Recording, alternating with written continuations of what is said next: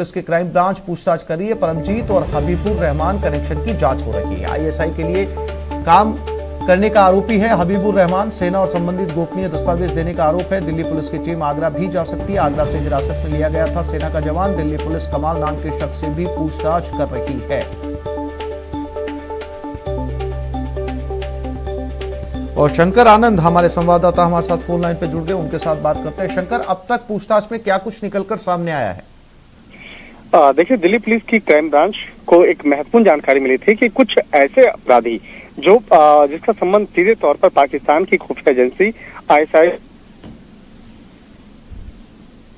पोखरण का मामला सामने आया कि पोखरण में जिस तरह जाना जाता है कि पोखरण भारत के दृष्टिकोण से कई मायनों में वो महत्वपूर्ण है, तो ये पोखरण में किस तरह से वहां पर पाकिस्तान की खुफिया एजेंसी वहां पर एक्टिव होने का प्रयास कर रही थी, तो इस मामले का कनेक्शन सामने आया। और इसी मामले की गंभीरता को देखते हुए हबीबुल्ला नाम के एक शख्स को गिरफ्तार किया गया। जब उसे पूछताछ की गई तो परमजीत कौर नाम के एक जो दूसरे जो एक महिला सदस्य हैं उनका नाम सामने आया और परमजीत कौर आर्मी में कार्यरत हैं। तो उसका किस तरह से हबीबुल्ला के साथ में संपर्क जुड़ा, क्या हबीबुल्ला अपना किस आइडेंटिटी के साथ में उससे मिला था, क्या कहकर मिला था, इन तमाम मामलों पर आज विस्तार से दिल्ली पुलिस की क्राइम ब्रांच 12 बजे प्रेस कॉन्फ्रेंस करने वाली है और इस मामले में औपचारिक तौर पर जानकारी देगी। लेकिन देखिए, जिस तरह से यहाँ पर परमजीत कौर की अगर बात करें, परमजीत कौर आगरा में पोस्टेड थी और वहां पर वो आर्मी में कार्यरत है, तो किस तरह से इंफॉर्मेशन उससे निकाला जा रहा था, क्या कहकर इंफॉर्मेशन निकाला जा रहा था, क्या इसके आधार पर कुछ पैसे या कुछ अन्य दूसरे लालच भी दिए गए थे, तो इन तमाम मामलों पर अभी पूछताछ चल रही है। और कमाल नाम के एक जो शख्स है जिससे इस मामले में पूछताछ की जा रही है, तो निश्चित तौर पे कहा जा सकता है कि इस मामले की पड़ताल करने पर कई और भी महत्वपूर्ण खुलासे हो सकते हैं। और इस मामले की और तह तक जाने के लिए दिल्ली पुलिस की क्राइम ब्रांच जल्द ही आगरा भी जाने वाली है। आगरा, इसके साथ ही राजस्थान की अगर बात करें तो पोखरण का जो इलाका है, पोखरण के इलाके में शंकर इंतजार करना चाहिए इस प्रेस कॉन्फ्रेंस का, क्या कुछ निकलकर सामने आता है, क्या कुछ जानकारी जो है वो सामने रखी जाती है। शंकर, तमाम जानकारी के लिए फिलहाल आपका धन्यवाद।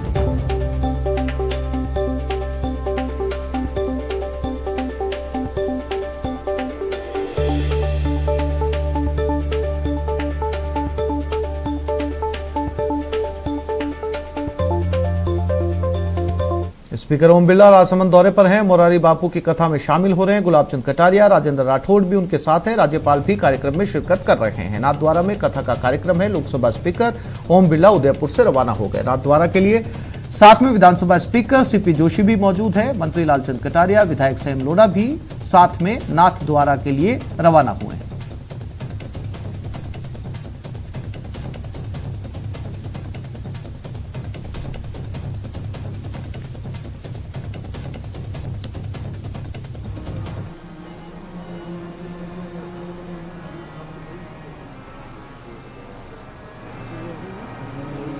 हेलो हेलो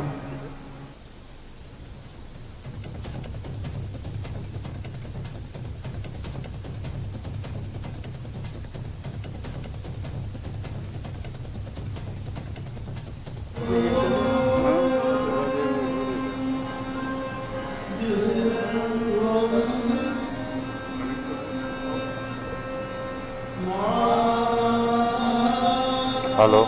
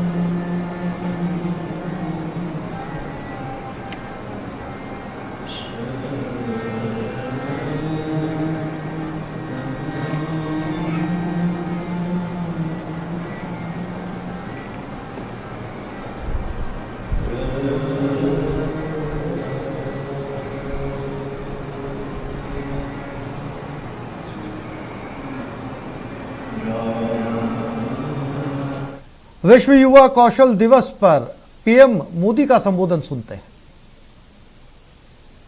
हमारे विश्वकर्माओं का सम्मान, स्किल का सम्मान, लकड़ी के कारीगर, मेटल्स का काम करने वाले, सफाई कर्मी, बगीचे की सुंदरता बढ़ाने वाले माली, मिट्टी के बर्तन बनाने वाले कुम्हार, हाथ से कपड़ा बुनने वाले बुनकर साथी, ऐसे कितने ही लोग हैं जिन्हें हमारी परंपरा ने विशेष सम्मान दिया है। महाभारत के भी एक श्लोक में कहा गया है, विश्वकर्मा नमस्तेस्तु, विश्वात्मा विश्व संभव, अर्थात जिनके कारण विश्व में सब कुछ संभव होता है, उस विश्वकर्मा को नमस्कार है। विश्वकर्मा को विश्वकर्मा कहा ही इसलिए जाता है क्योंकि उनके काम के बिना, स्किल्स के बिना समाज का अस्तित्व ही असंभव है। लेकिन दुर्भाग्य से गुलामी के लंबे कालखंड में स्किल डेवलपमेंट की व्यवस्था हमारे सोशल सिस्टम में, हमारे एजुकेशन सिस्टम में धीरे धीरे कमजोर पड़ती गई। साथियों, एजुकेशन अगर हमें ये जानकारी देती है कि हमें क्या करना है, तो स्किल हमें सिखाती है कि वो काम वास्तविक स्वरूप में कैसे होगा। देश का स्किल इंडिया मिशन इसी सच्चाई, इसी जरूरत के साथ कदम से कदम मिलाने का अभियान है। मुझे खुशी है कि प्रधानमंत्री कौशल विकास योजना के माध्यम से अब तक 1.25 करोड़ से अधिक युवाओं को ट्रेनिंग दी जा चुकी है। साथियों, मैं एक और वाक्य के बारे में आपको बताना चाहता हूं। एक बार स्किल डेवलपमेंट को लेकर काम कर रहे कुछ अफसर मुझे मिले। मैंने उनसे कहा कि आप इस दिशा में इतना काम कर रहे हैं, क्यों ना आप ऐसे स्किल्स की एक लिस्ट बनाइए जिनकी हम अपने जीवन में सेवाएं लेते हैं। आपको हैरानी होगी, जब उन्होंने सरसरी नजर से लिस्टिंग की तो ऐसी 900 से ज्यादा स्किल निकली जिनकी हमें अपनी आवश्यकताओं के लिए जरूरत होती है। आप अंदाजा लगा सकते हैं कि स्किल डेवलपमेंट का काम कितना बड़ा है। आज ये जरूरी है कि लर्निंग आपकी अर्निंग के साथ ही रुके नहीं। आज दुनिया में स्किल्स की इतनी डिमांड है कि जो स्किल होगा वही ग्रो करेगा। ये बात व्यक्तियों पर भी लागू होती है और देश पर भी लागू होती है। दुनिया के लिए एक स्मार्ट और skilled man power solutions Bharat दे सके, ये हमारे नौजवानों की स्किलिंग स्ट्रेटजी के मूल में होना चाहिए। इसको देखते हुए ग्लोबल स्किल गैप की मैपिंग जो कि की जा रही है, वो प्रशंसनीय कदम है। इसलिए हमारे युवाओं के लिए स्किलिंग, रीस्किलिंग और अपस्किलिंग का मिशन अनवरत चलते रहना चाहिए। बड़े बड़े एक्सपर्ट्स आज अनुमान लगा रहे हैं कि जिस तरह तेजी से टेक्नोलॉजी बदल रही है, आने वाले 3-4 वर्षों में बहुत बड़ी संख्या में लोगों को रीस्किलिंग की जरूरत पड़ेगी।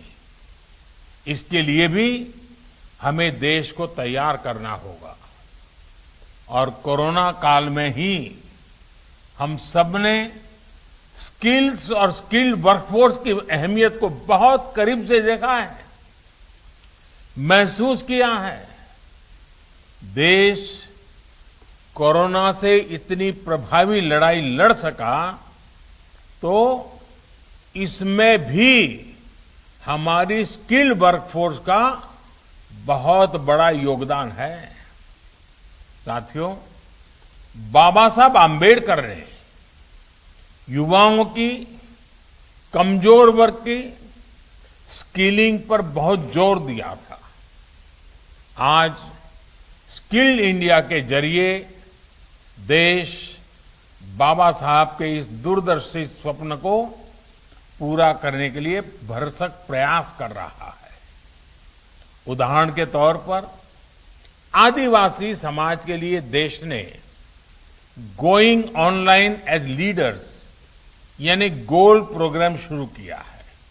ये प्रोग्राम पारंपरिक स्किल के क्षेत्रों जैसे कि आर्ट हो, कल्चर हो, हैंडीक्राफ्ट हो, टेक्सटाइल हो, इनमें आदिवासी भाई बहनों की डिजिटल लिटरेसी और स्किल में मदद करेगा, उनमें एंटरप्रेन्योरशिप डेवलप करेगा। इसी तरह वनधन योजना की भी आज आदिवासी समाज को नए अवसरों से जोड़ने का एक प्रभावी माध्यम बन रही है। हमें आने वाले समय में इस तरह के अभियानों को और ज्यादा व्यापक बनाना है। स्किल के जरिए खुद को और देश को आत्मनिर्भर बनाना है। इन्हीं शुभकामनाओं के साथ आप सभी का बहुत बहुत धन्यवाद। और ये खबर जयपुर से है। लापरवाही से एक बच्चे की मौत हो गई। बिजली की तार की चपेट में मासूम आया। करंट लगने से 11 साल के बच्चे की मौत हो गई। पार्क में ये बिजली के पोल का तार खुला था। मानसरोवर के वरुण पथ की घटना बताई जा रही है। बच्चे का शव पोस्टमार्टम के बाद परिजनों को मिलेगा। बच्चे के परिजन अस्पताल में ही इस वक्त मौजूद हैं।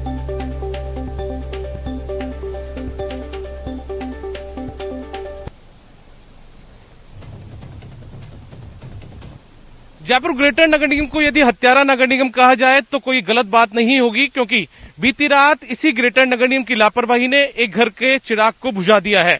दरअसल जयपुर के सेक्टर 42 में, जो कि मानसरोवर इलाके का है, वहां पर अभी हम मौजूद हैं और यहाँ पर आप देख सकते हैं जो बिजली का पोल एक गार्डन में लगा हुआ है। इस बिजली के पोल के जो तार थे, ये बिजली के तार ये यहाँ पर इस तरीके से खुले पड़े थे।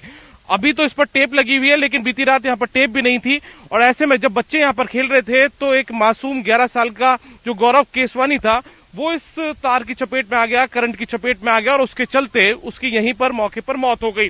हालात यह है कि यहाँ पर जो स्थानीय लोग हैं उन्होंने कई मर्तबा जो नगर निगम के अधिकारी हैं उनको शिकायतें दी हुई है कि यहाँ पर जो बिजली के तार है वो खुले पड़े हैं और ऐसे में इन्हें दुरुस्त करवा दीजिए वरना कोई बड़ा हादसा हो सकता है। लेकिन नगर निगम के जिम्मेदार अधिकारियों ने कोई भी ध्यान इस तरफ नहीं दिया। हमारे साथ में प्रदीप है, आप यहीं के रहने वाले हैं। बता रहे हैं कि कई बार आपने यहाँ पर शिकायतें दी है। मेरी 5 दिन से कंटिन्यू पोस्ट चल रही है फेसबुक के ऊपर। पहले भी मैंने कई बार पोस्ट डाली जिसको 1-2 बार सफलता मिली, मगर मैंने इस बड़े काम के लिए पार्षद महोदय जी को फेसबुक के ऊपर कमेंट करके पूरी व्यवस्था करके मैंने उनको बताया। मैंने कहा साहब इस काम को पूरी तुरंत प्रभाव से कार्रवाई करें, नहीं तो इसके ऊपर कोई भी हानि पहुंच सकती है। मगर कोई सुनवाई नहीं हुई और कल इसके यहाँ पे एक दुर्घटना हानि हो गई। एक बुढ़ापे का सहारा छीन लिया गया। उसका जिम्मेदार कौन है? इसका ठेकेदार है या पार्ट? अब हम आपको दिखाने जा रहे हैं अद्भुत फेयरवेल जो 6 डॉग्स को दिया जा रहा है। चलिए हमारे साथ जयपुर एयरपोर्ट। न पहले सुना होगा न कभी देखा होगा। 10 साल की ईमानदारी का शानदार सम्मान, एक रिटायरमेंट ऐसा भी।